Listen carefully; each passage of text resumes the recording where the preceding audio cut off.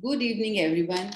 A very warm welcome to all the participants to the concluding session of the Mediation Summer School, a week-long program conducted by Nivaran, an initiative by mediators of Supreme Court of India.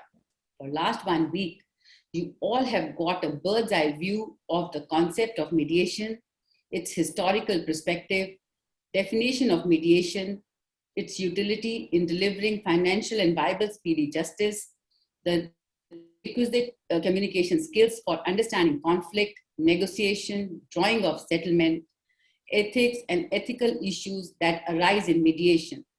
What is online mediation? Advantages and disadvantages of online mediation. Finally, today, as we conclude the summer school, we want to introduce you to a new stream of legal profession, that is mediation advocacy. Even if we have world-class mediators and parties willing to participate in the mediation process, it will be difficult to have legally binding settlements without the help of lawyers, counsels who are trained to assist the parties to arrive at a settlement following the mediation process. As we understand that mediation is another way of imparting justice, we need lawyers who have understanding of mediation and its utility, lawyers who are aware of the cases which can be referred for mediation.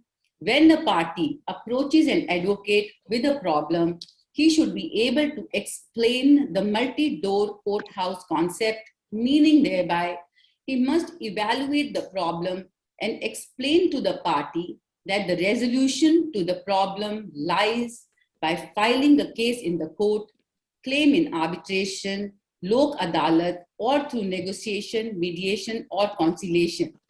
He has to act as a kiosk which processes the complaint and assists the parties to approach the correct forum for resolution of their problem. Here, I would like to share some examples of participation of lawyers in mediation process. In one of the matters, a settlement was arrived at and parties decided to arrive at a one-time payment of alimony in 3 installments. When they checked up with their counsel, who was in another city and was not accompanying them, he advised that it should be one installment and one installment only. Moreover, he used legal terms like status quo ante, etc., which was difficult for the parties to understand. The settlement could not be drawn for 3 consecutive sessions, and the parties had to travel back and forth to arrive at the same settlement due to advice of the lawyer. There was waste of time and money of the parties in this process. In another matter, where the settlement was drawn and parties were in absolute agreement, a new lawyer was engaged by one of the parties who advised them that they have a good case on merit and therefore they can negotiate in lesser amount. The mediation settlement, which was ready for signatures, could not be signed, and resultantly parties filed further civil and criminal cases and are still fighting for last more than 2 years. Similarly, there are numerous instances where lawyers have played a positive role. In one of the matters, there were criminal proceedings and lawyers encouraged the parties to participate in mediation, and during the mediation process, they kept removing their doubts of their respective clients with regard to payment schedule, and in a single session, the settlement was drawn. Therefore, it is necessary for the lawyers to have conviction. The lawyers must not feel ADR means absolute drop in revenue. Rather, they should understand the benefits of mediation, and they must have their belief and conviction in the mediation process as the best option for resolving the conflict while suggesting the parties to go for mediation. Mediation advocacy is something more than just lawyering. Sensitive. The lawyer must be sensitive and have high emotional quotient to understand the perspective of the parties and their problem. Psychological support. Mediation advocate must be with his client physically as well as psychologically. The client must feel trustful and important. Problem solver. It involves the ability to bring in solutions which would be acceptable for all the parties. The approach is not just to argue the case of the client, but to arrive at a solution in a collaborative and consensus building manner. Negotiator. When the mediator begins, he has to act as a negotiator, not only that he is watching the interest of his client, but also he has to understand the perspective of the opposite side. He is even receptive to the solution outside the legal framework of the dispute. Advisor. Mediation advocate has an important role as an advisor of his client. He protects the interest of his client while at the same time he is trying to make the process of mediation move forward. Possess qualities of a mediator. He understands the difference between position, interest, demands, needs, claims, and opposing parties. Generate options. During the mediation advocate assists the parties to generate options for settlement of dispute, though he cannot force them to compromise, but he is vigilant of the process so that interest of the client is not affected. Role of mediation advocate. Mere presence of the advocate makes the parties confident about the decision taken by them. In the most of the cases, parties are not aware of the mediation process. They approach an advocate whom they trust. It is the duty of the advocate to explain the parties about the mediation process and its advantages. His role continues throughout the mediation process and even later on when the dispute has been settled or not. The mediation may be successful or unsuccessful. In both situations, clients need guidance from his advocate. In case of successful mediation, the advocate formulates a settlement agreement that is workable, comprehensive, and enforceable. In case of unsuccessful mediation, he assists and guides the parties either to continue with litigation or consider opting for another ADR mechanism. Social responsibility. As we all know, that legal profession is a noble profession. Mediation advocate fulfills his responsibility towards the society as mediation formulates the concept of coexistence and forgiveness, which brings down the hostility in the society and in turn improves the social fabric of the society. Mediation advocacy is clearly a way forward to achieve a society which is united to resolve conflict and overcome challenges and live in peace and harmony based on trust and respect towards each other. With this little introduction to the concept of mediation advocacy, I welcome Mr. A.J. Jawad, an accomplished mediator, trainer, mentor to many in India and abroad, to discuss the topic of mediation advocacy in detail. He is a trainer of international repute. He is empaneled with Tamil Nadu Mediation Center and is also Joint Secretary of Tamil Nadu Mediation Center. He has vast experience of handling sensitive cases referred to him by High Court of Madras, as well as the family court, and has been successful in making the parties reach the settlement with his mediation skills. He is the leader in the ADR sphere. Presently, he is part of global faculty of ADR ODR International. Over to you, Jawad sir. Thank you, Varuna. First of all, I would like to thank Nivaran and all my senior friends in Nivaran for giving me this opportunity. So today, actually, we are reaching the climax of this summer school project that Nivaran has undertaken. And I sincerely hope that after this gets over, people don't get the feeling that it was an anti-climax and not the climax. It's a very interesting topic, actually, when you talk of mediation advocacy, because one of the topmost concerns that many advocates have in their mind is that how much mediation is going to affect their livelihood. Because they feel that if you settle a dispute of the clients, they may be deprived of their revenue that they would otherwise be earning. A very interesting question was raised because right now I'm in Chandigarh And we have just concluded a 40-hour mediation training program for some young advocates in Chandigarh Judicial Academy. And a question that was asked was, what happens to our income? What happens to our revenue? Because if we keep settling matters, how do we earn the revenue? So this brought to my mind something that happened with me a few years back. When I was actually, I had been deputed by our High Court to a small district, to one of the small towns in southern Tamil Nadu called Srivilliputtur. And we were there before about 300 advocates were gathered in the bar room over there. And some of the advocates were really very strongly objecting to the concept of mediation. And they said that it is a conspiracy against the legal profession, and you're here to deprive us of our livelihood. It so happened that, before I could say anything to them, a young lady advocate stood up and she said that I want to tell a story.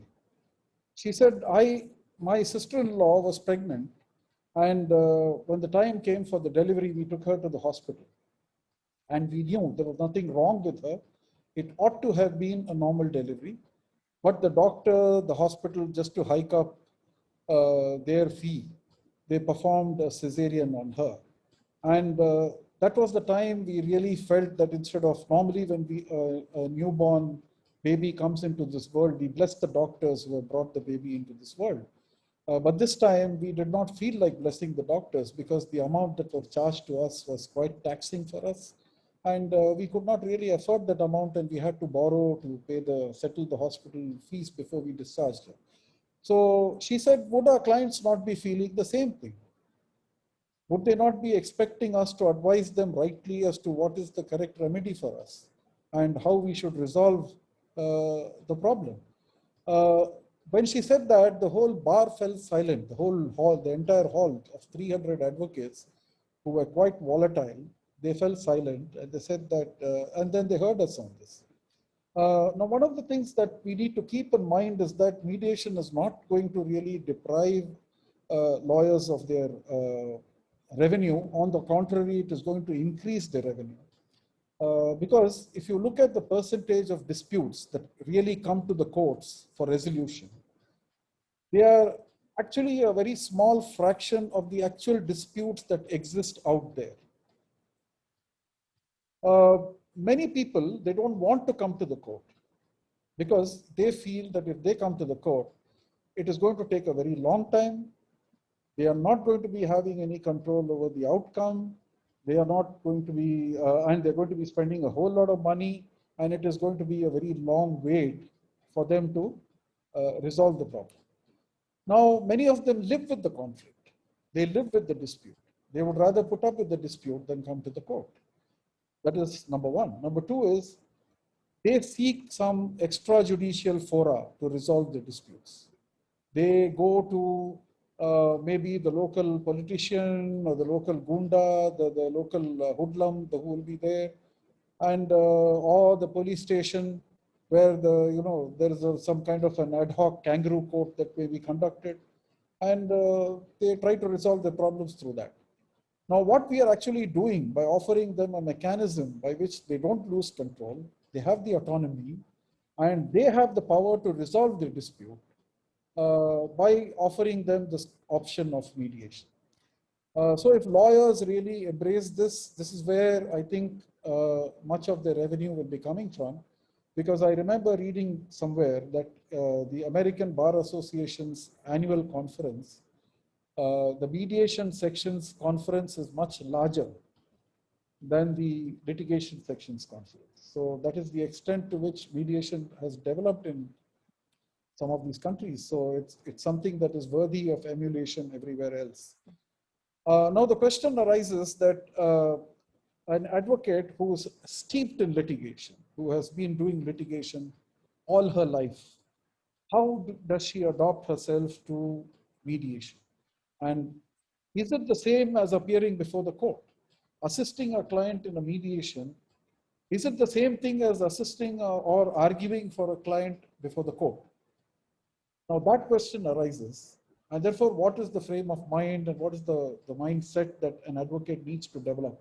a lawyer needs to develop while assisting a client in mediation, and also deciding what is the best way for the client to go forward.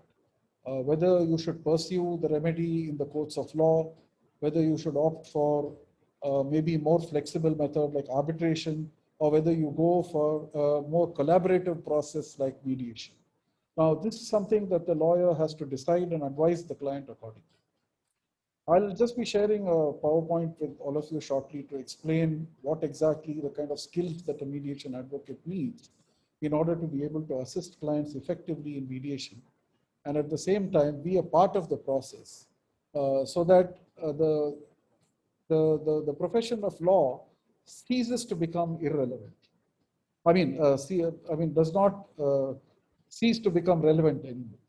So how to stay relevant even while advising the client to go for mediation is one of the questions that we need to be answering here. Now, when I entered the legal profession, my father gifted me with a sort of a plaque to hang up in my office. And this is what it read. It was a quote of Khalil Gibran. It said, "The greatest trust between man and man." I would prefer to use a more gender neutral word here, but Khalil Gibran's words, so I can't alter them. The greatest trust between man and man is the trust of giving counsel. So one of the greatest trusts that a lawyer enjoys, that's why it's called a noble profession, is that people trust you and they come to you and they seek your guidance and your advice in helping them to deal with their problems.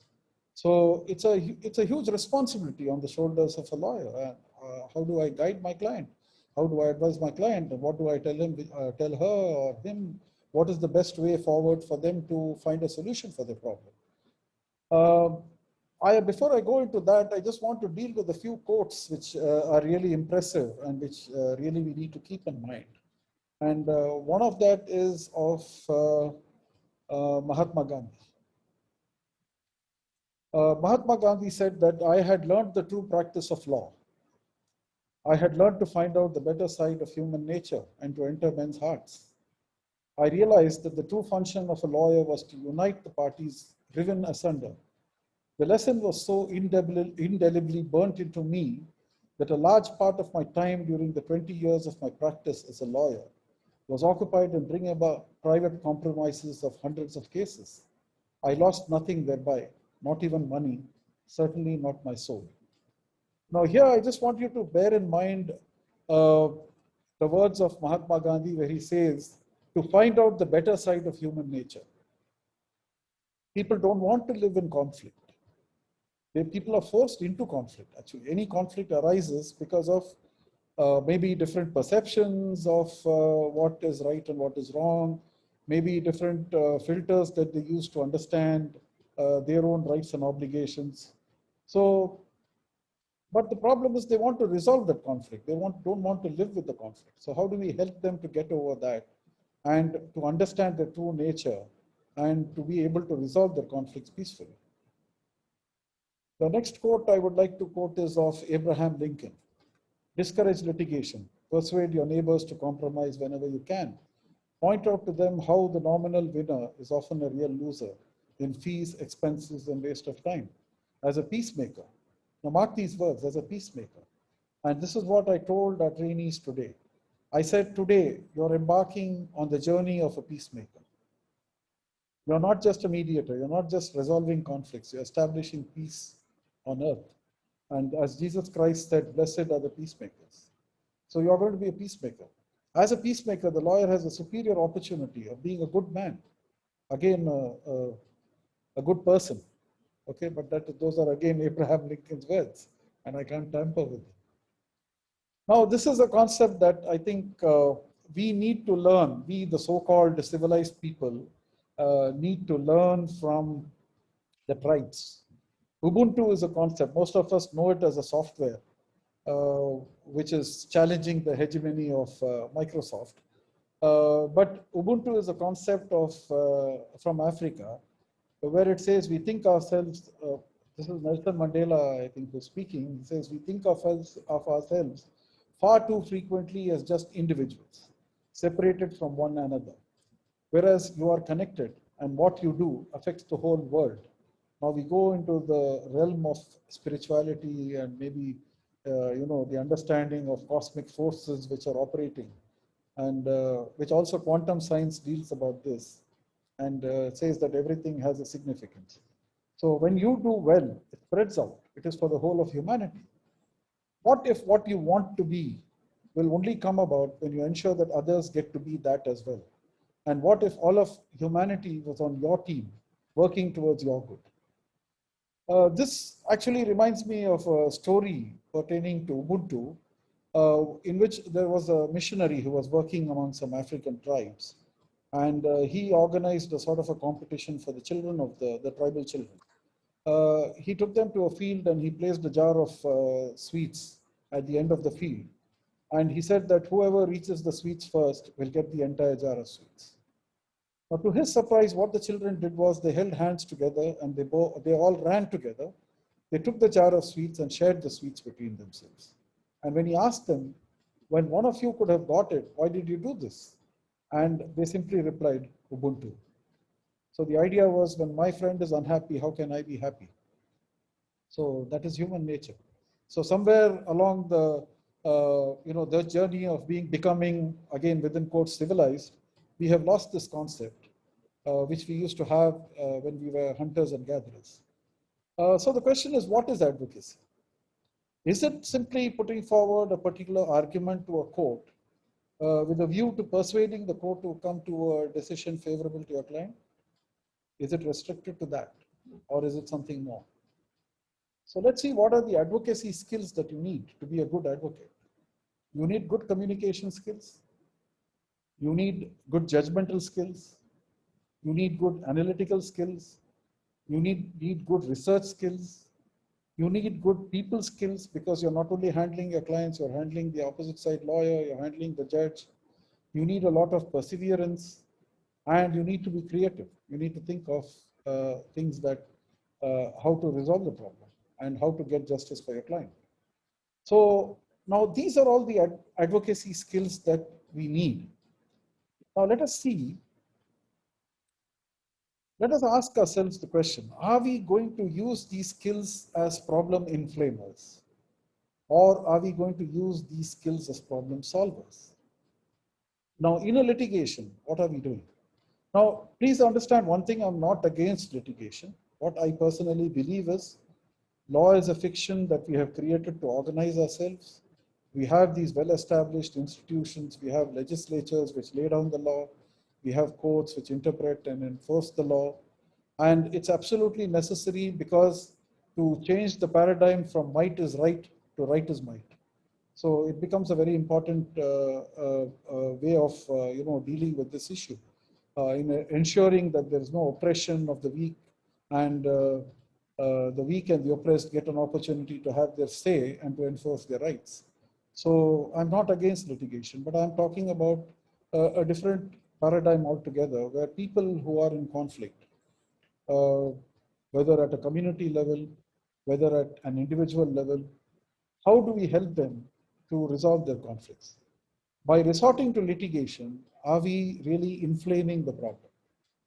Are the relationships getting more affected, deteriorating further?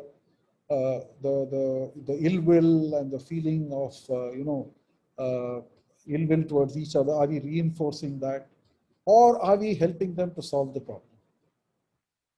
So if you are going to be problem solvers, how do we use these very same skills in a more collaborative way? So advocate not as a person who's simply going to go to the court and argue your case for your client and try to convince the judge to give whatever relief that your client needs or wants, or can we use these same skills, the good communication skills, judgment skills, analytical skills, all that we saw before, can we use these skills for problem solving? So can we negotiate for our clients and get them the same or maybe a better result at a lesser cost, and lesser cost in terms of their emotions, in terms of the money that they're going to be spent, the time that they're going to be losing. So how I see mediation, let's see what's the meaning of mediation. Mediation is a voluntary, for those who are not initiated into the process of mediation, it's important to understand what this is. It's a voluntary negotiation process. It is between two or more disputing parties, and it is where an impartial and neutral third party, who's called as the mediator, manages the interaction, facilitates the interaction, facilitates the communication, prompts the disputing parties to understand one another's underlying needs and interests, so that the disputants themselves devise a feasible and durable solution. A feasible and durable solution. Now, the outcome of a litigation, oftentimes we find that it may neither be feasible nor durable. Because in law, we have created a sort of a formula, we have defined rights and obligations. And whether an adjudication on those rights and obligations really translates into actual justice for the parties is an open question. So it may or may not happen. So something that they can live with, some solution that they can live with, which is durable, which can withstand the test of time, and which is something that they can do. It's something that is doable by them. So basically, mediation is a process of how I see it is humanizing the conflict resolution process, rather than as litigation treats people as subjects. They cease to have control the moment they enter the lawyer's office, if they are opting for litigation. But this is a process where they retain the control. They retain their autonomy to resolve. I remember once I was mediating a landlord and tenant dispute, where this landlord walks into the mediation room, probably briefed by his advocate, and he says, "Sir, why should I sit before you? You don't have any power. And what are you going to do? You're not going to decide anything for me. So why should I waste my time here?" So I smiled and told him, "That's a good question that you're asking me." I said, "If you go back from here, and before you came here, who had the power to resolve this dispute?"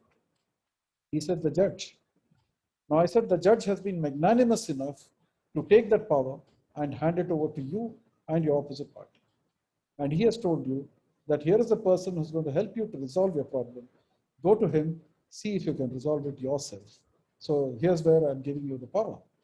And I told him that it's up to you. You want to use this power, use it. If you don't want to use this power, you're free to go and give it back to the judge and tell him that, "Sorry, sir, I don't want this power. I want you to use this power to resolve my dispute." That option is always there for you. He quietly sat down and he took part in the mediation. And it somehow got resolved. So it's basically humanizing. So what is the role of a mediation advocate? Now, 1 minute before that, Varuna, please remind me if I'm exceeding my time. Okay.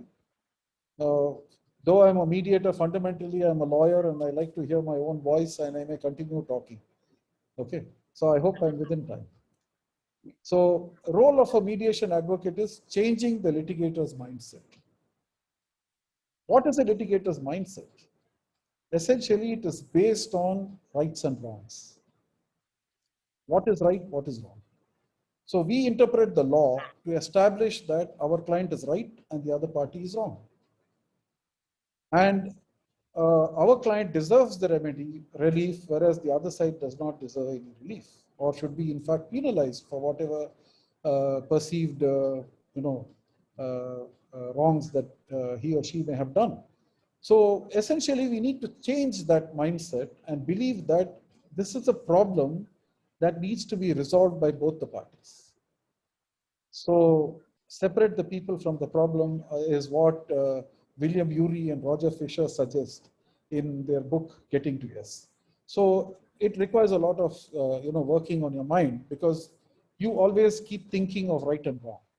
So if you can get out of that mindset and think that, okay, there's no such thing as right and wrong.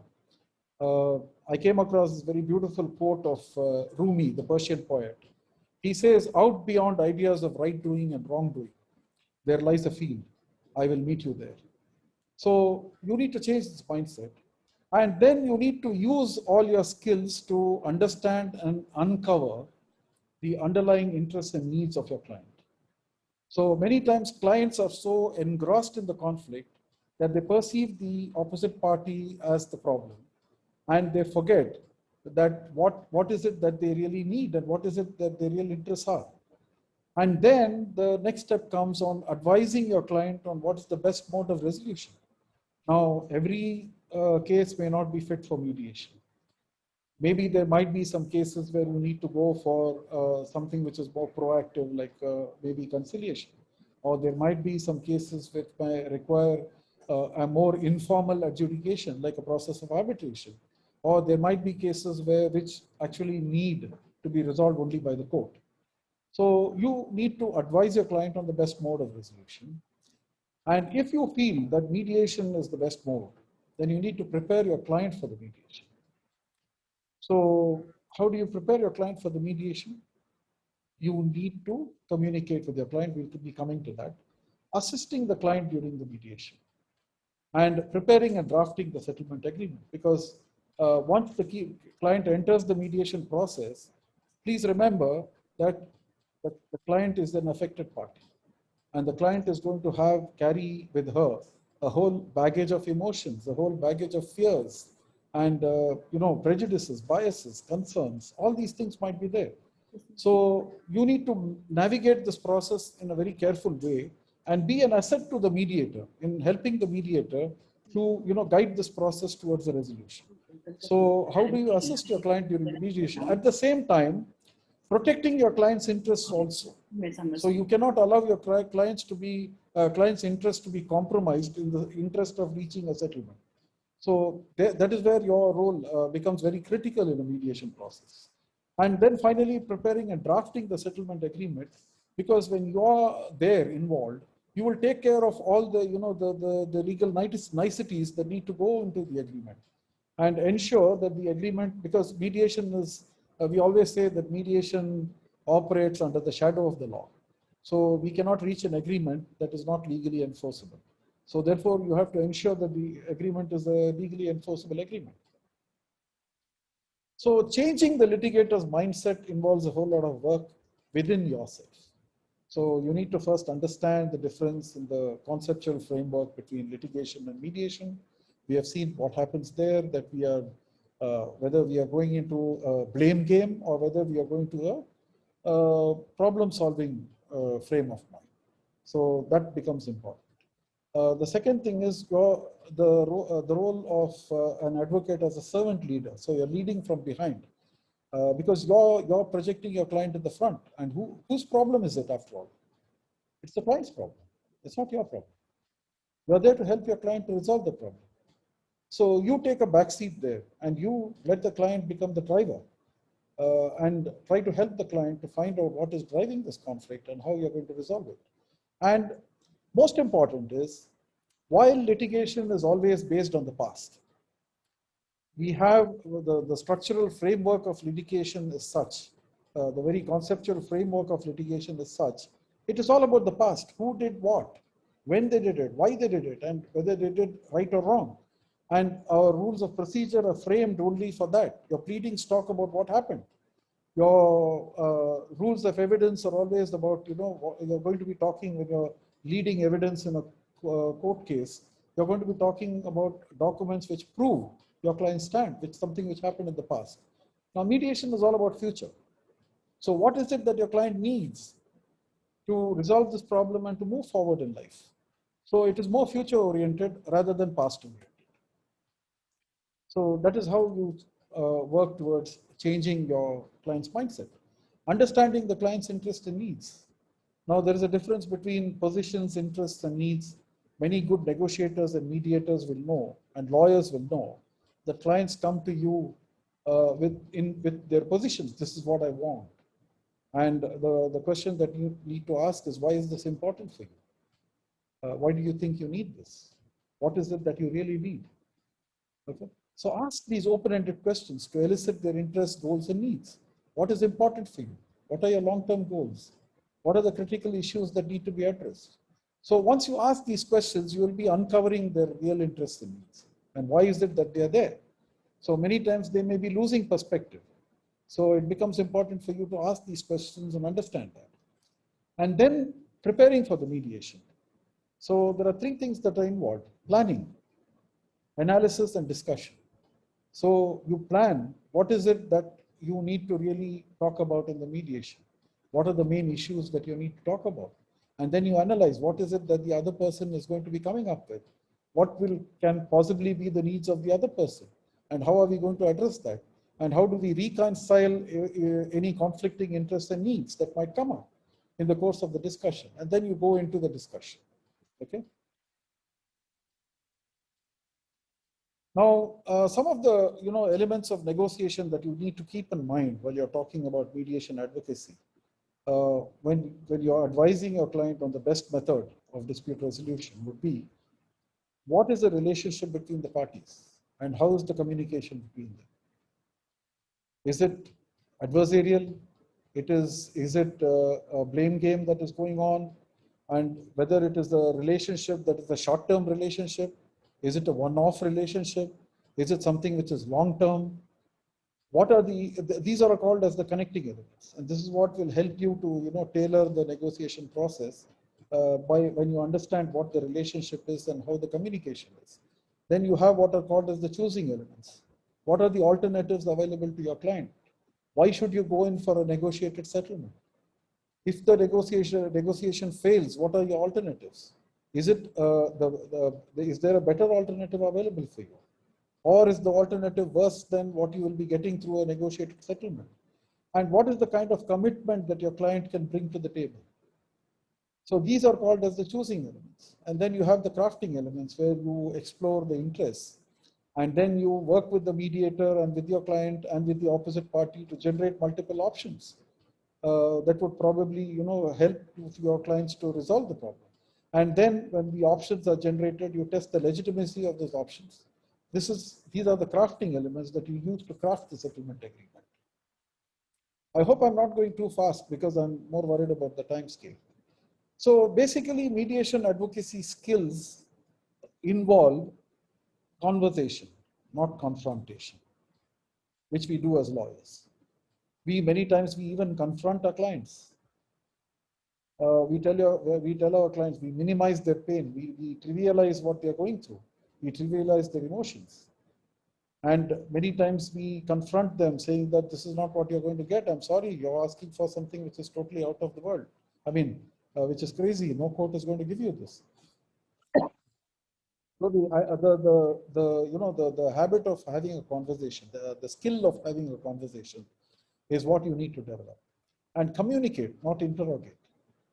So ask open-ended questions to elicit what they really need. And have a constructive discussion when you're entering into the mediation process. Always have a constructive discussion, not a destructive argument. Now, I was mediating a case in the High Court. It was a dispute involving a couple, and there was a lot of, the parties were very agitated, and I managed to somehow calm them. And then they started focusing on discussing different options. And this was the time when the senior advocate who was being instructed by the junior advocate was fully cooperating. He inherently had those mediation advocacy skills.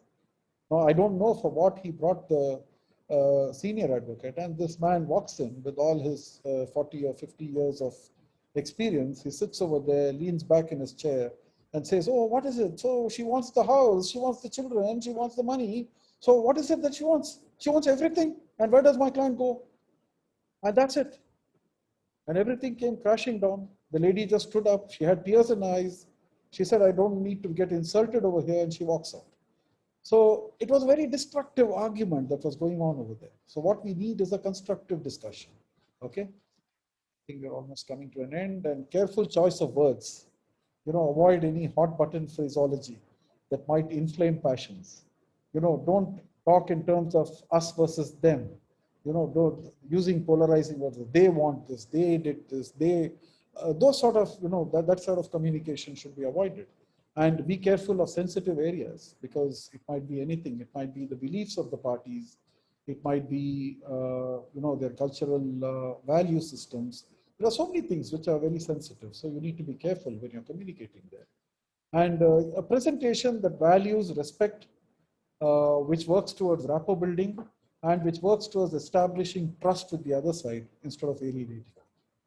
So these are some of the critical skills that you need as a lawyer. So it is active listening more than talking. So an open mind, receptive to different perspectives, because the conflict is there because of differing perspectives. So unless you have an open mind to understand what each other's perspectives are, it's not going to help. And a calm and positive demeanor. Your client may get agitated in the mediation process. So it becomes your responsibility to deal with the situation. And if you're going to get equally agitated, it's not going to work out. So attack the problems, not the people. So try to collaborate with the other side in attacking the problem. If you start attacking the other party or the council, you're not going to be recognizing the problem and dealing with the problem.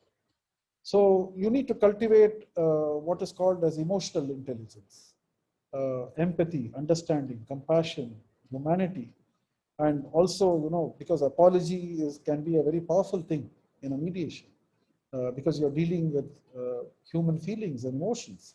And people might, where they're coming from, it might become very important for them that, at least there should be an acknowledgement of the pain and suffering that they go through. There was a very beautiful thing that happened today when we were doing a role play. And the participant in the role play said that she is fighting for a share in the property because her father has, left her out of the will, according to the role play information. And this person sits there, and because of the work that the mediator has done with the party, she says that, look, I'm not here for the property. I'm here for the acknowledgement that I'm his daughter, and I want to be recognized as his daughter. So I was amazed that they're just being trained and how they could come up with this thing. So this apology becomes a very crucial factor in many mediations. So the emphasis should be more on problem solving for the future and not problem blaming for the past. So that's the end of the slideshow. Welcome back. I can see the screen again now. I think I have completed what I wanted to say about mediation advocacy. And if there are any questions, Varuna, over to you.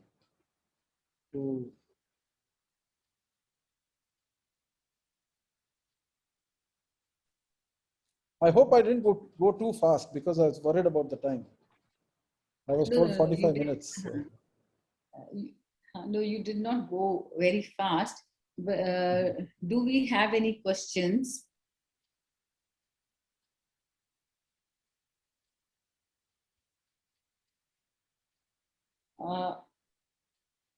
There is one question which I see a lot of raised hands also.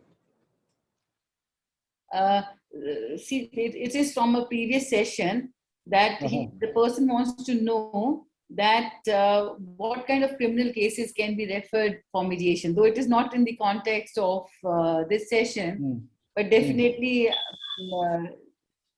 it's a very good question for you. Yeah, I know. Yeah, it is. I think it's a pertinent question in the context of mediation advocacy, because what kind of cases can be referred to mediation? See, now this is something that I have a very strong belief in restorative justice. So I'm a mediation fanatic. So if you ask me, I think even the most heinous of cases can be referred to mediation, because I remember sometime back reading about a case where there was a hate crime and one teenager murdered another teenager on the ground of on some racial, based on some racial this thing. And what happened was, this was in Canada, and the Canadian court referred the mothers of the parties to mediation, and mediation took place, and the mothers decided that the life lost is a life lost, but another life need not get spoiled by sending him to prison. And both of them decided that we will bring up this boy, the boy who was the offender, in as good a way as we can, and inculcate the right values in him and help him to become a better individual. Now that mediation succeeded, and this boy was referred to, I mean, both of them took the responsibility for that boy. So there are cases, see, criminals, I'm not talking about white collar criminals, people who run away with people's money, or people who organize pogroms or genocides. I'm not talking about that. If a criminal is a criminal, a large part of the blame is on the society. And society needs to take the responsibility and see whether we can work on what is called as reformative justice. Is there a possibility of reforming the criminal? And that is where I think mediation can play a significant role. But coming to brass tacks, coming to the reality, now this is something which I dream of, something which is very utopian. But coming to brass tacks, yeah, we have cases of cases which have been given a criminal color but born out of relationships. Like we have 498A, domestic violence, and 498A is cruelty by the husband and his family on the wife. And we have domestic violence, we have cases of check dishonor, we have cases of cheating. These are all cases, and the Supreme Court says most of the uh, cases which are capable of being compounded can be referred to mediation. So the compoundable cases, the Criminal Procedure Code gives a list of all those compoundable offenses, and these can be referred to mediation. But we should work towards that utopian ideal where we don't really need prisons anymore. I know it's a dream, but let's hope that one day the dream fructifies. Do you think that age experience should be the criteria of eligibility to become a mediator? Because it seems to be mediator, there is need of more psychological understanding. And as a young advocate, I have seen even an experienced advocate sometimes fail to be providing a comfortable environment to the people who come to resolve problems through mediation. Okay. First of all, let me make it clear that I am an old man myself. So I'm 60 years old, so that qualifies me to be called an old man. So, but what I find when I do mediation training is that people like us who have crossed 50 years, I always say that we have already constructed buildings in our brains. So we have formed opinions, we have formed biases, we have formed our prejudices, and we are all there with all those different paradigms that we have been taught and we have learned, and that we have learned to do in our day-to-day life, in our professions and all that. So what happens is a trainer's job becomes very difficult because a trainer has to demolish that building and then dig a fresh foundation and build a new building over there. So a lot of unlearning and relearning is required. But when we train youngsters, I find that youngsters are more receptive to new ideas because their minds are like vacant plots and they are ready to, have those buildings built. So I feel that, yes, there are some, maybe you need a little amount of maturity to deal with certain problems. You need some amount of experience to be able to deal with problems. But I find, and especially when I find that when I'm coaching university students for competitions, when I'm training students for whether here or abroad, I find that students are more receptive to new ideas and they do a great job. And when you give them the role plays and when you ask them to perform, their performance is impeccable, which sometimes we don't find among senior people, people with more seniority, with more experience, because they're unable to, make that paradigm shift from being litigators to being mediators. So I personally, I feel that there should not be any restriction as such on encouraging youngsters to come in this, because when you are training them to become mediators, you're training them to become peacemakers, and they are going to be the future. And they are going to change the dispute resolution scenario, or the field itself is going to be changed by them. So I think they need to be trained, and I think they need to be brought into the fold. And that is where I feel that the future lies. Dr. Vikas Sharma, he wants to know if parties want to settle out of court, is it better to do informally or request for court mediation? Well, that is the choice of the parties.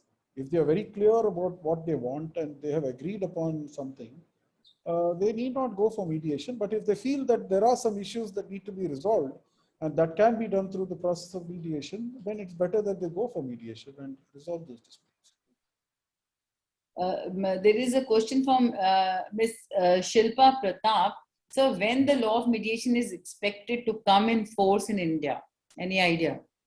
Well, I think that we should ask the Indian Parliament, because we have, I think some of our senior members were appointed as a committee to frame the draft legislation, and that has been by the Supreme Court. And the Supreme Court has forwarded the draft legislation to the Government of India, and we are still waiting for the Government of India to pass the law. So there's nothing that I don't think I can throw light on when it is going to come. Either God knows or the Parliament knows. Mr. Udit Chaudhary says, please share the PPT of last 4 sessions, including today's. Okay, I would be happy to.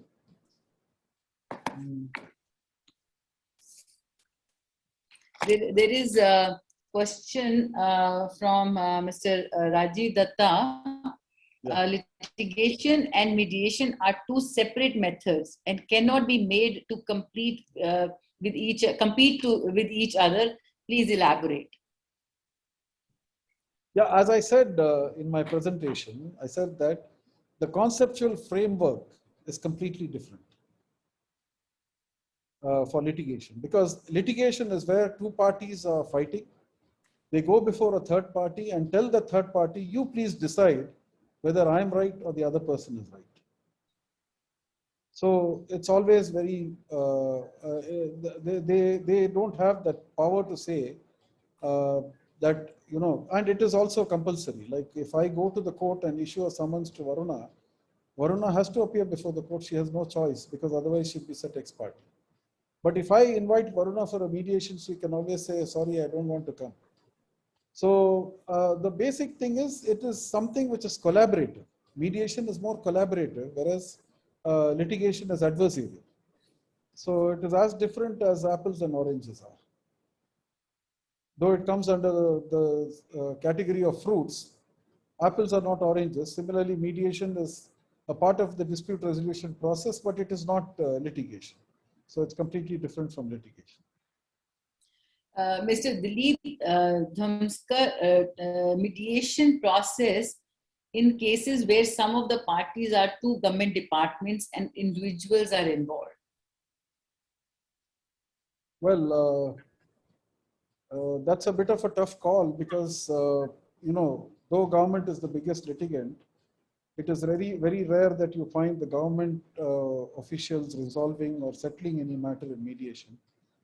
I was mediating one case that was referred by the court, and that involved some workers' claims. And the government representative came for that mediation and told us that he wanted to have a private session with me. And he told me that, sir, they are absolutely right in their claim. But the problem is, if we concede to that right, others are going to make similar claims. But whereas if it is an order of the court, we will not be responsible for that, and we will have to comply with it. So we cannot agree to this, but we would abide by a court order. So therefore, please close the mediation. Now, this is the challenge in cases where government is involved. Because, you know, they keep passing the buck, and the problem is nobody wants to take the responsibility, because tomorrow in some audit or somewhere they may be held accountable. So what we really need to, you know, make the government amenable to mediation is, you know, have some kind of a mechanism by which the officials, if they show that, you know, they have reached a proper decision without any underhand dealings or something through the mediation process, in the best interest of resolving the dispute, they should not be penalized in any way, or their, you know, retirement benefits should not be withheld. They should not be visited with some kind of a penalty. If that kind of an assurance is given, and if, you know, the statutes are mandate mediation, like for example in the US, several federal statutes mandate mediation. For example, the Postal Department of the US always resolves its disputes through mediation. So if we are able to reach that level of that stage, where statutes mandate mediation and give immunity to the officials who are able to resolve matters through mediation, I think probably it may work. But until then, it is a pipe dream. It's not going to work, for the simple reason that nobody wants to take that responsibility, aka blame. Please elaborate the scope of practice of hybrid models such as Med-Arb in India. Oh, that's a good question, because Med-Arb and ArbMed, These are all, very, very practical mechanisms by which what happens is parties may agree to go for mediation. They may resolve some issues over there. Some issues they may not be able to resolve. And they agree that if this does not get resolved in mediation, we can go for arbitration. So they resolve some issues through mediation and the rest of the issues go to arbitration. So, or they may agree for arbitration and they may say that, pending the arbitration, we can go for mediation, try mediation first. If it does not work, we come back to arbitration. So both these mechanisms, then we have med. So these are all the same thing. Like it works in different ways, and these are all very effective mechanisms because one thing is parties are assured that if it's not going to get settled in mediation, you always have that option of going for arbitration. Can there be internship opportunities for young lawyers in mediation centers? Can you please throw some light regarding such opportunities for young lawyers? Well, there are a lot of opportunities for young lawyers. A lot of young lawyers are joining firms that are offering mediation services. I'm sure that at our firm, KD Lex Chambers, we have interns who come and join us and gain some experience in mediation. We have CAMP, we have FCDR, we have Madhyam. So they all take interns, and we have BIMAC. So many organizations that offer mediation take interns so that they get the exposure and experience in mediation. One of the challenges in that is that many times what happens is sometimes when you seek the permission of the parties to involve any of your interns, it is important that the parties agree to it because mediation being a confidential process, parties may sometimes not feel comfortable to have a third party in the process. So that becomes a challenge. But many times parties agree to have, when you say that, so-and-so is assisting me in this, do you have any objection to having so-and-so here? Many times they say no, but some parties say, many times they say yes, you can have them, but some parties say no. So we are sorry, we would like you alone to be there. So that's the only drawback here. But otherwise, yeah, it's a very good option for young lawyers to intern with some senior mediation practitioners and learn a lot. There is a question from Mr. Suksham. How should young advocates inculcate all this knowledge that we are receiving here, as we will be able to start doing mediations after several years of practice? And sir, mediation and conciliation have very few differences amongst them. Wouldn't codification of mediation law be similar to the Conciliation Act? If there are some changes, wouldn't it be beneficial to amend the Conciliation Act itself? Very, very well, good question. Very, very good question. We've been debating for 10 years. A very composite question also. There are so many questions in one question. So, first of all, sorry, you just have to take me to the first part of the question, Varuna. One second. One second. How should a young advocate inculcate all this knowledge that we are receiving here? Yes.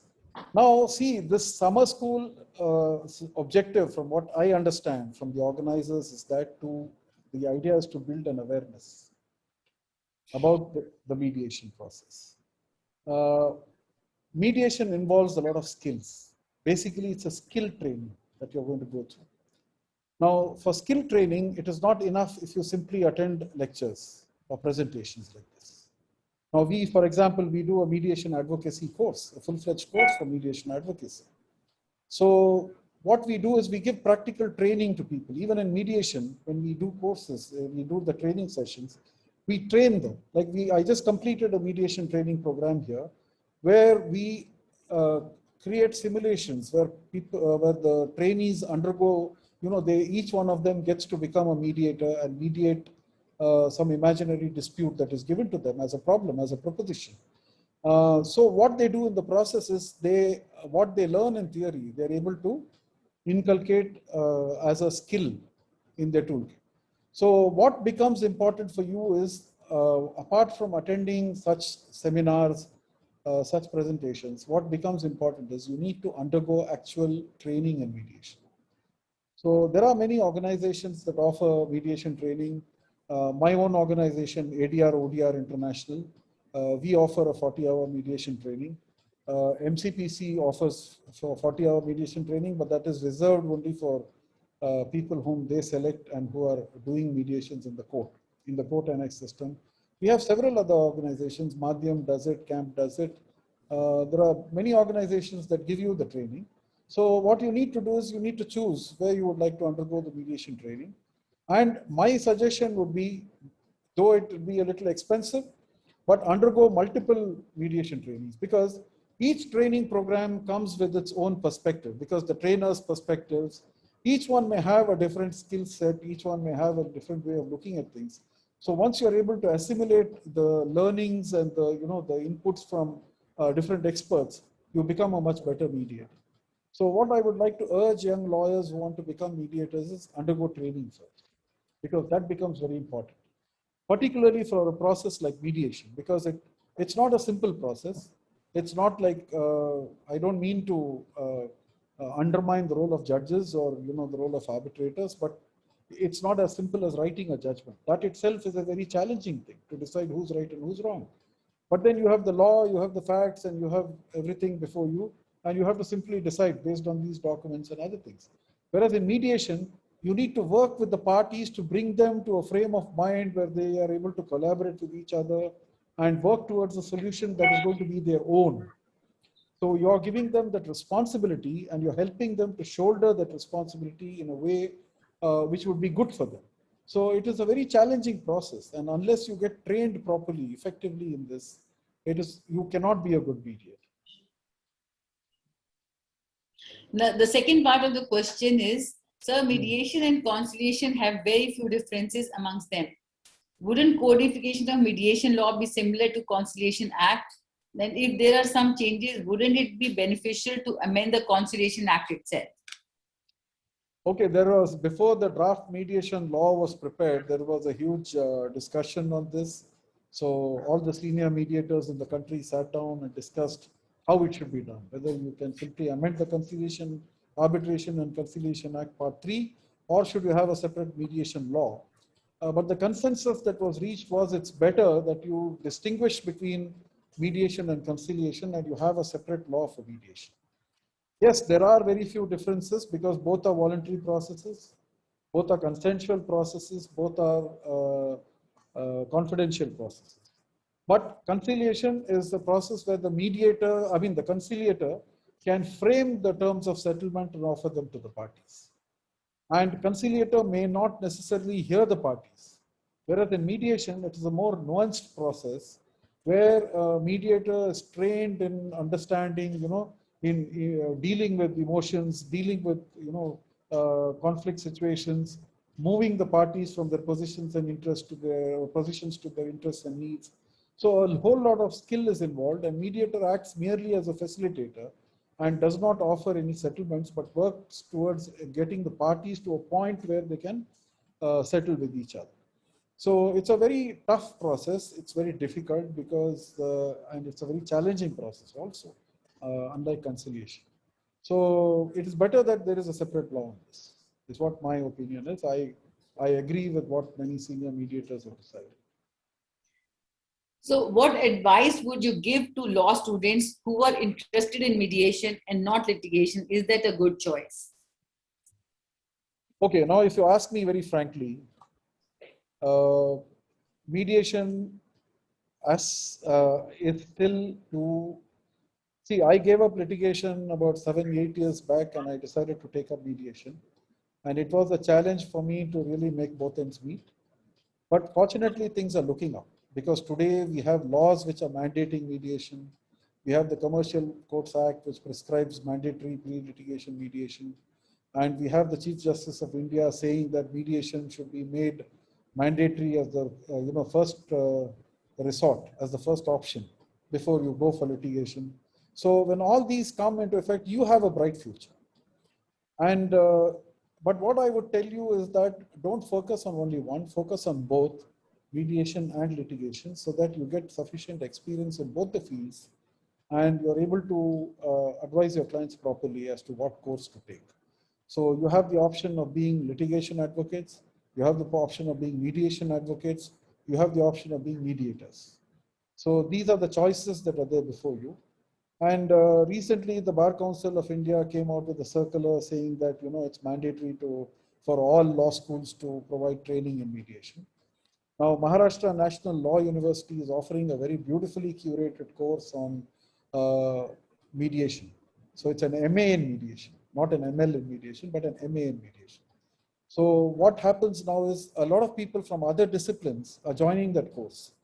So we have CEOs, we have of companies, we have HR professionals, we have doctors, we have engineers, we have business professionals who are joining this, and they are learning how to resolve conflicts. So it's a very good course, because I'm not advocating for it because I'm part of the faculty. But what I found is, instead of being the faculty, I wish I could be a student in that, because there's a whole lot of things to learn in that course. And it's wonderfully curated. So there are a lot of options open for you. You're very lucky, because when 33 years back, when I walked into the course, I had very few options before me, and like many of my other friends, because we had only the option of going to court, nothing else. But today the field has opened wide, and you have some beautiful options before you. So go ahead and explore those options and work towards making mediation a profession. Okay, today we are not professionalizing mediation. What we need to do is to professionalize mediation, so that you can earn money out of mediation, because you are being a peacemaker, you're helping people, you're helping them to resolve their conflicts, at the same time you're making money. What can be better than that? Okay, money always is good now for everyone. We will take this last question, and then we will take the questions from the people who have raised their hands. What Yes. are the certification opportunities to become mediator, especially for non-lawyers? How mediators fee is decided? Please throw some light. Okay, now that's okay. The first question, the first part of the answer is very simple. You identify a good organization where you need to undergo mediation training. Get trained as a mediator. Make sure that the course is recognized and certified by some big international institutions like IMI and SIMI, Singapore International Mediation Institute. Make sure that those courses are certified by them, because you have seen, you have qualifying assessment programs, QAPs. The training program has to be a qualifying assessment program certified by IMI or SIMI or some such thing, because there you can be assured of the quality of training that you undergo. So identify these kind of institutions. Sorry, I don't wish to treat this as a marketing opportunity, but ADR ODR and International offers a very good course, because I learned a lot from them, and I got trained as a trainer also by them. There are other organizations that are offering similar training programs. So choose the right training program, undergo. And I would in fact tell you, because I have a friend, Mr. Amin Merchant, I don't know whether he's here. He has undergone training with virtually every organization. And one more person who I know is Sangeeta Mehrotra, who has undergone similarly training with many organizations. So it adds a lot of value to, because you bring in different perspectives, you you learn from different experts. So it's going to help you in every way. So if you can afford it, do it. And I'm sure you're going to be making a lot of money out of it afterwards. So I'm keeping my fingers crossed, because I took a conscious decision, and I'm hoping that I'll be able to make money in the future. Dr. Subhash Muhuri, he has a question to ask. Please go ahead. Yes, Dr. Subhash. Yes. Can we have the pleasure of looking at you, sir? Ma'am, my video is probably has been disabled from your end. Oh. So may I humbly request you to enable if it is possible. And before asking my question, ma'am, I must say sorry to Jawad sir and Khanna sir, because before starting of the session, both Jawad sir and Khanna sir said hello to me, but I couldn't reciprocate because my microphone was muted at that point of time. It was disabled for me. Anyways, thank you all of you, and thank you. And Boruna ma'am and Jawad sir, I personally know both of you because when you came to Calcutta for our mediation programs for Calcutta High Court, so Yes, I had the opportunity to work with you.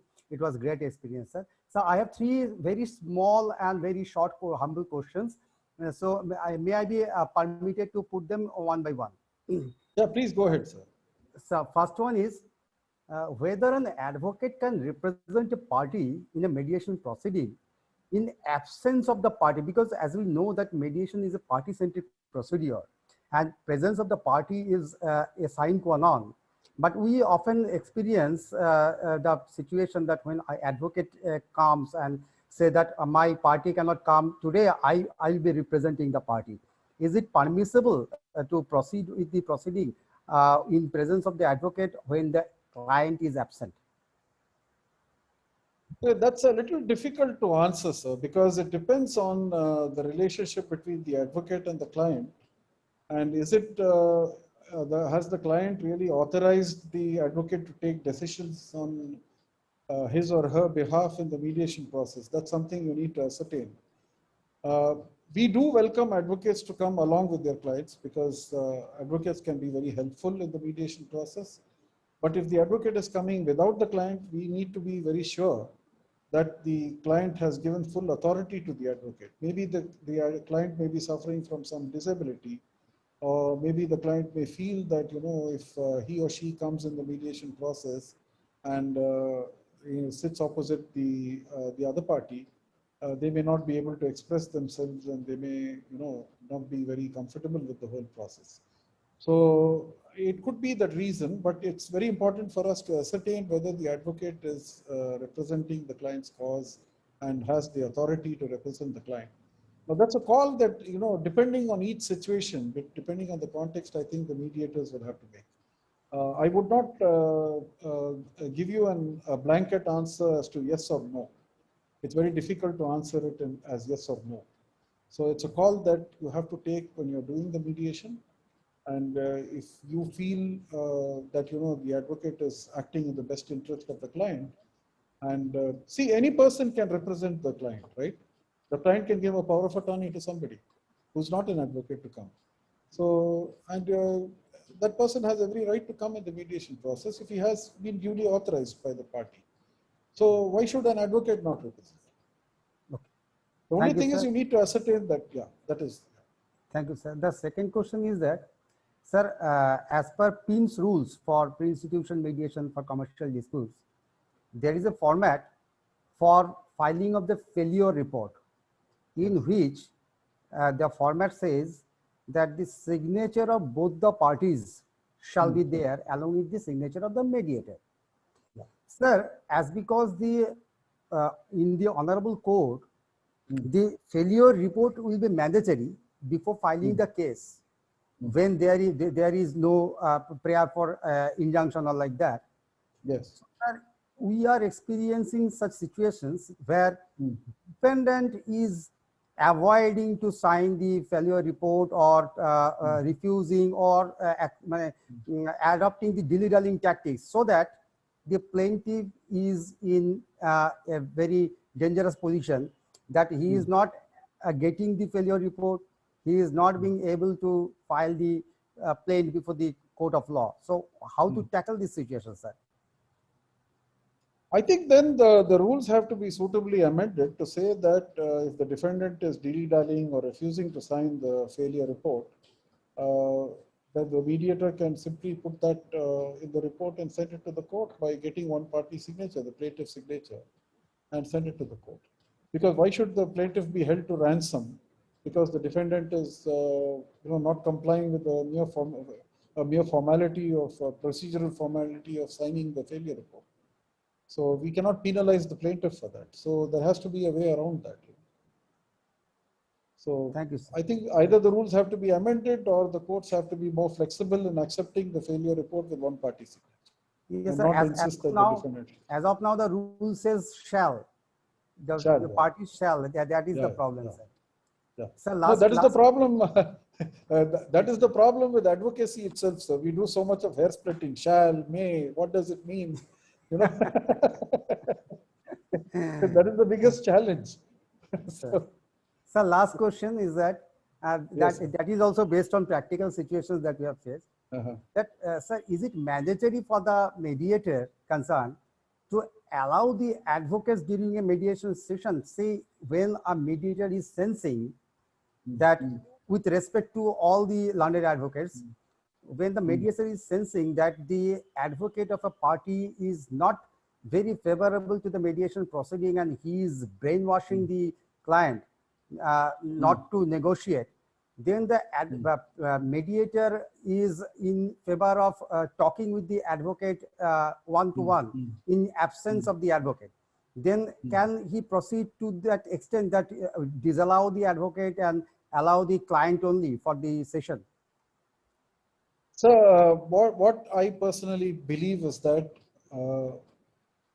mediator, being a facilitator of the process, has no right to either allow the advocate or disallow the advocate.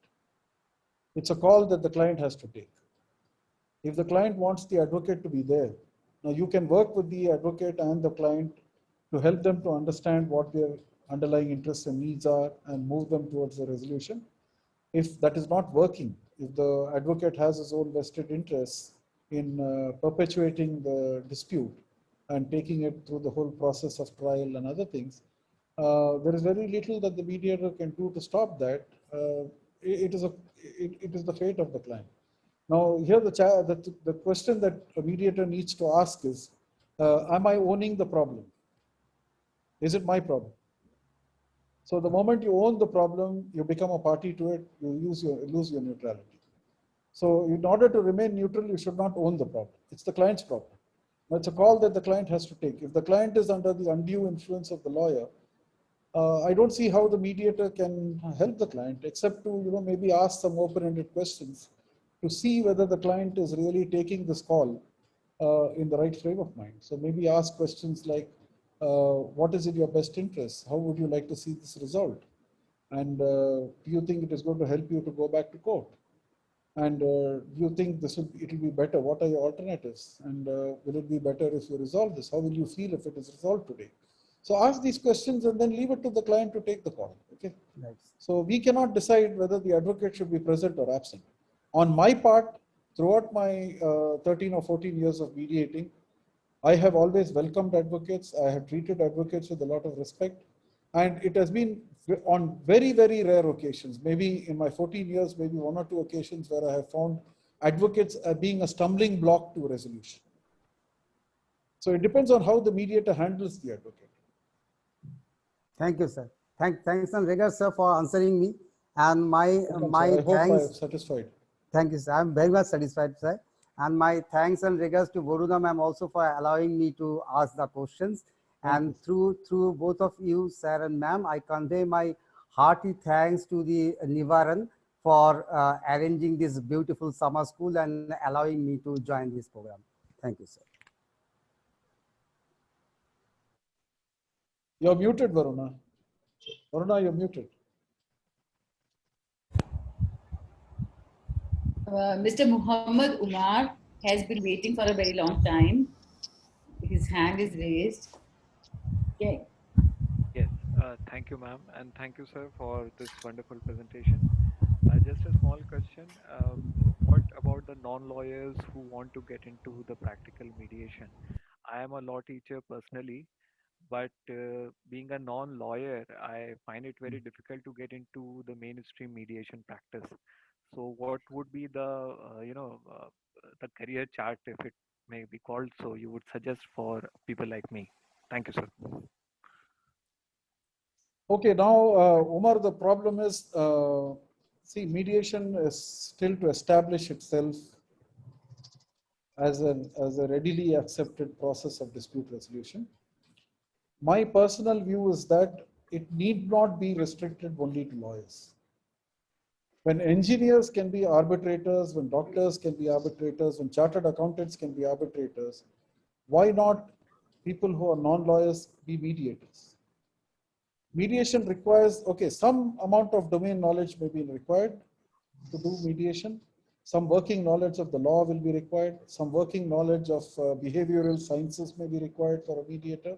So once you get trained as a mediator and you're undergoing a comprehensive training that covers all these facets that you need, I don't see any problem in non-lawyers becoming mediators.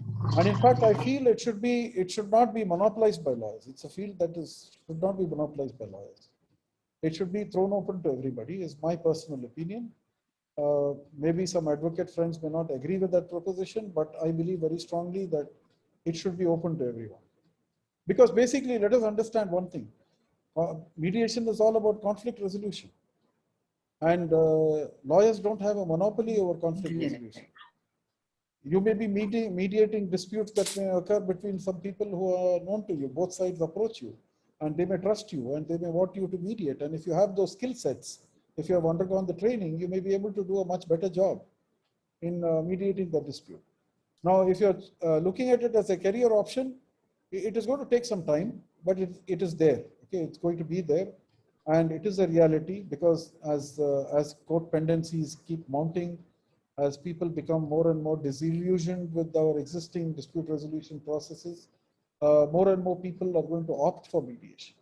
So it is a very promising field, and the fact that it can be done effectively online, much more effectively than any other process, makes it much more amenable to these situations like what the pandemic has created. Mr. Tushar Trivedi, please ask your question. Yes, ma'am. Thank you so much. Am I audible? Yes. Yes, you are audible. Yes, sir. So good evening. So my question is with respect to a mediation advocacy skill which you told us.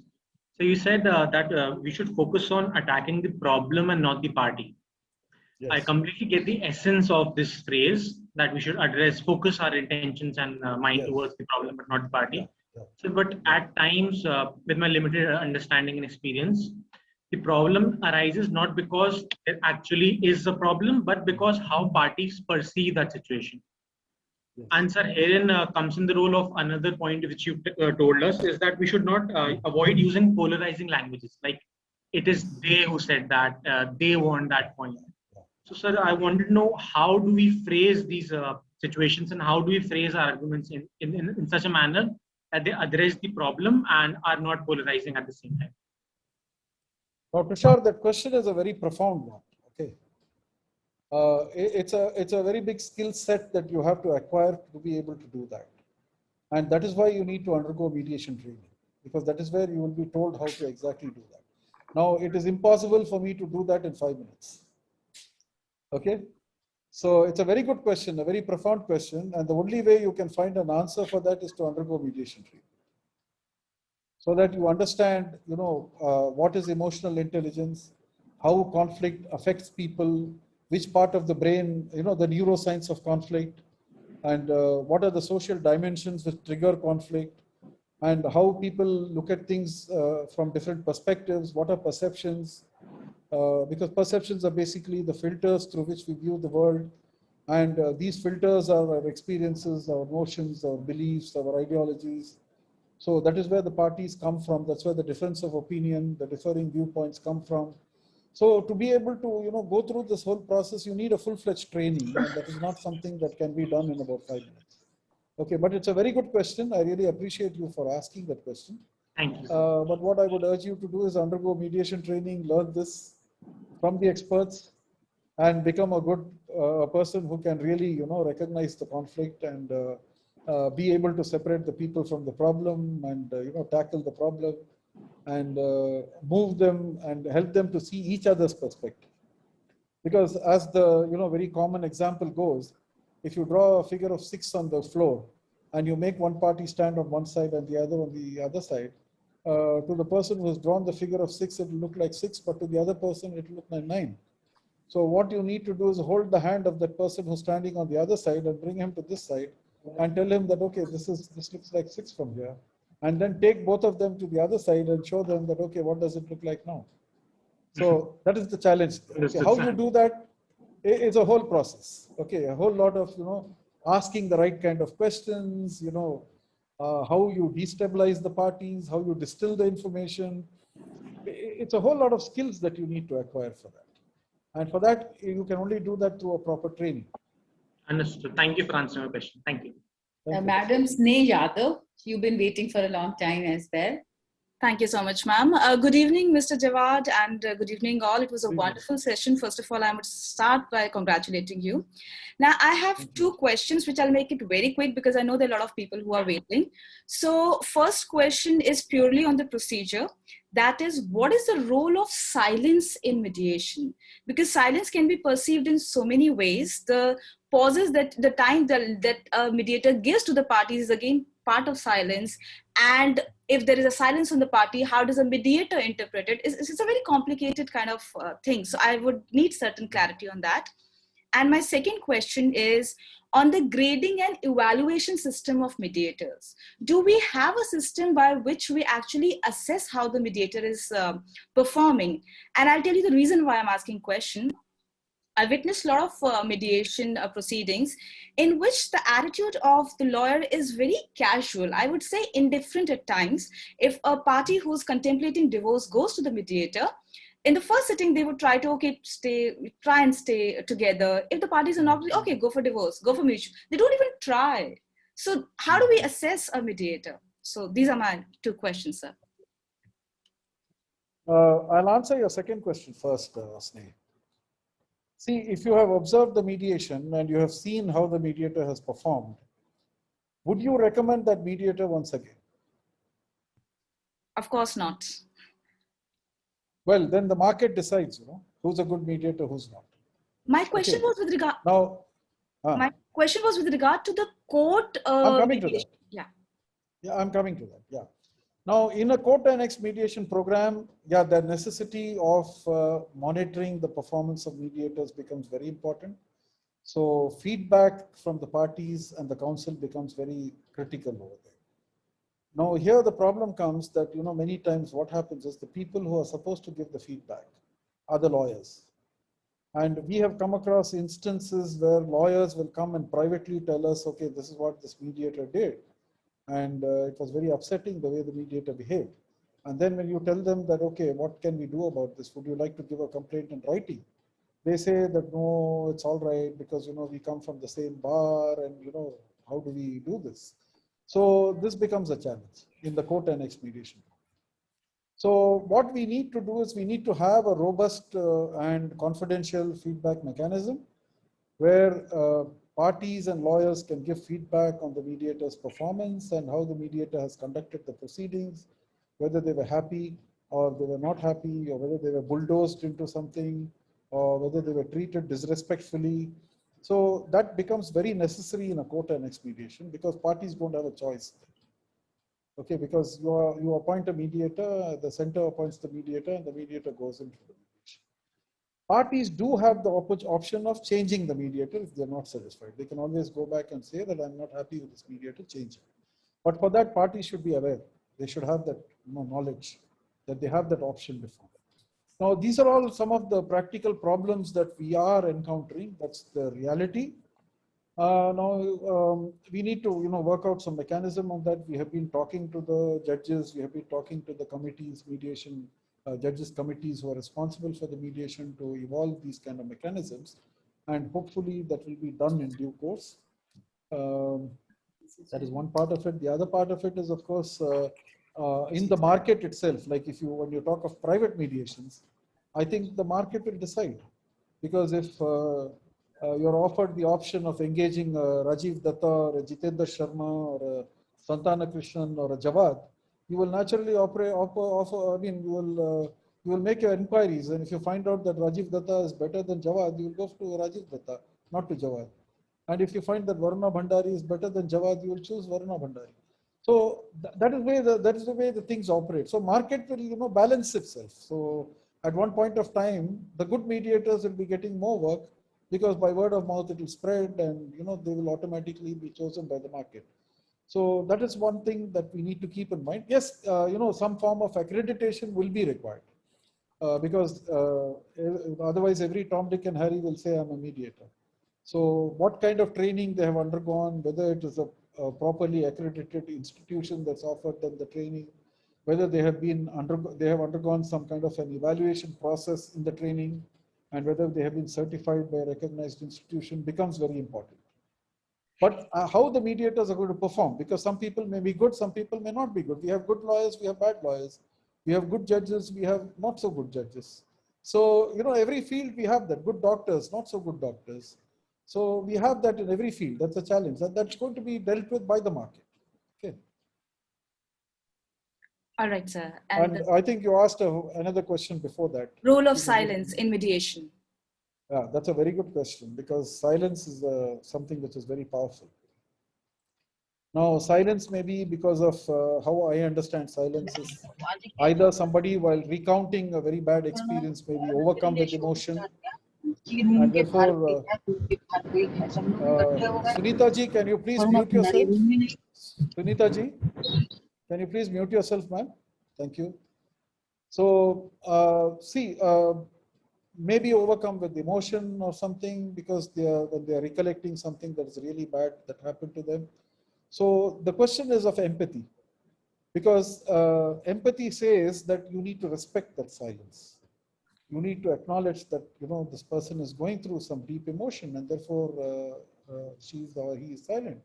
So respect that emotion and be silent over there. Not push the party to speak or be impatient with the party just because you have an appointment to keep, or you have promised your spouse to go somewhere marketing or something. So you don't do mediations in a rush. So you need to respect that silence.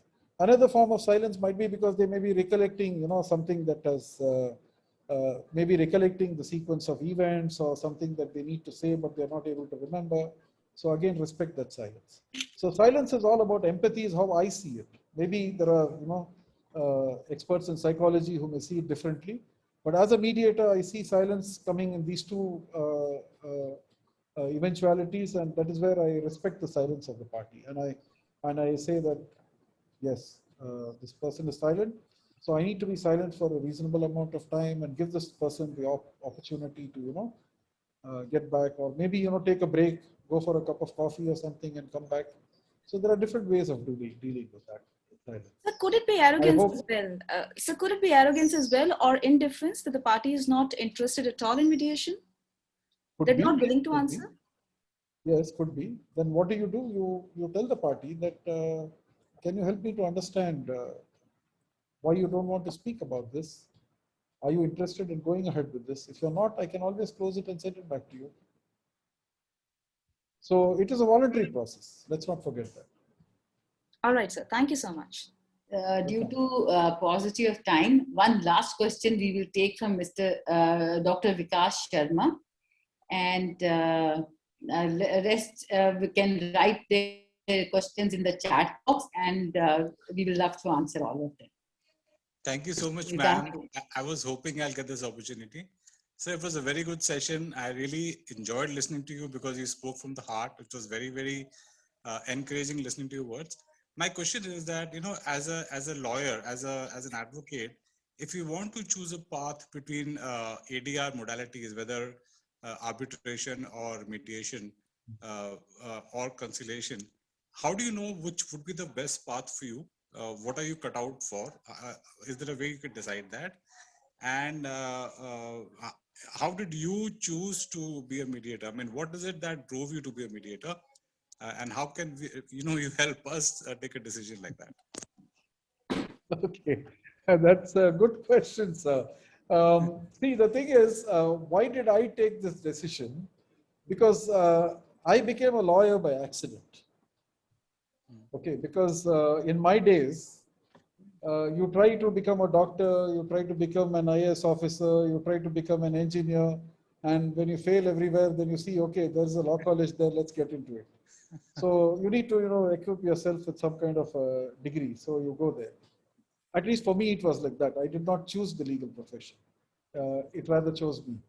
So I went into it, and for a long time, I was like a fish out of water, because I'm not a person who can be very competitive. Okay, I'm not a very adversarial person. I prefer to sit and talk to people and resolve my conflicts. So there was something missing there. And I felt that, we are not, because I found that even when you win cases, many times clients are not happy with the outcome. Because it's not up to their liking and it's not up to their expectations. So I always felt that, there is something missing over here. So for me, what happened was when I found out that our mediation center in Madras High Court was offering training, and I went through the training process, it was a sort of a eureka moment for me. And I felt that this is the missing link over here. So this needs to be done because we need to have a process that will be complementing the legal process, which will give the option to the parties. And later on, I came to know that that was the basis for the multi-door courthouse concept that was proposed by Frank Sanders way back in 1977 in the United States of America. So I felt that this is something that we need to really do and need to work on. And my question was, I discussed it with my wife. I said, I'm not happy being a lawyer. So now this is something that I don't know whether it's going to pay. It's going to be, we are going to go through a lot of difficulties, and it's going to be a tough call that we have to take. But this is something that will make me happy. So what do you say? Because I need her support. And she said, she was also a lawyer, but she was not practicing because we had a small daughter and she was involved in all the other responsibilities. So she said, go ahead and I will also join you, she said. So both of us underwent training. And after that, we stopped fighting with each other completely. So, so that is how I came to, I think it's worth all the trouble, Okay. So that is how I became a mediator. Wow. Now that what you would like to do is a choice you have to make. Okay, I can't say anything about that because it's a challenge. It's something that is, mediation is of course a very deeply satisfying thing for me. And moreover, I enjoy the training part of it also because it makes a whole lot of difference. Because when people undergo mediation training and they come up to you and say, it has transformed the way we look at life itself. And it is a life skill that we learned. I don't think there can be a better reward than that. That's true. So that is the reward that I usually get, and that satisfies me fully. And I'm at peace with myself. I'm contented with what is happening in my life. So I guess that is what motivates me to go ahead. And Wow. I think each one of us needs a purpose in life. Maybe I found my purpose, and maybe you may find a different purpose. So it's up to each one of us. Thank you so much, sir. Jawad sir, it's always a treat to hear you and your experiences, and you can be a motivational speaker also. So for me, today's takeaway from your lecture is might is right to right is might, and humanizing the dispute resolution process, changing the litigator's mindset. So it's a beautiful way that you have, I think, motivated the people present here for mediation, and how mediation advocacy should be taken seriously. So I thank Nivaran for conducting such a beautiful week-long program and bringing in such learned speakers. Rakesh Khanna ji, Rajiv Datta ji, and Jitendra Sharma ji, thank you very much for this beautiful program that you have organized. But all the participants must be there for tomorrow's valedictory ceremony, which is where the chief guest is Justice Sanjay Kishan Paul, and guest of honor is the Chief Justice of Andhra Pradesh, that is Justice Hema Kohli. And that the program is at 6 p.m. Please note, it is not at 5 p.m., it is at 6 p.m. So see you all tomorrow at 6 p.m. Thank you very much.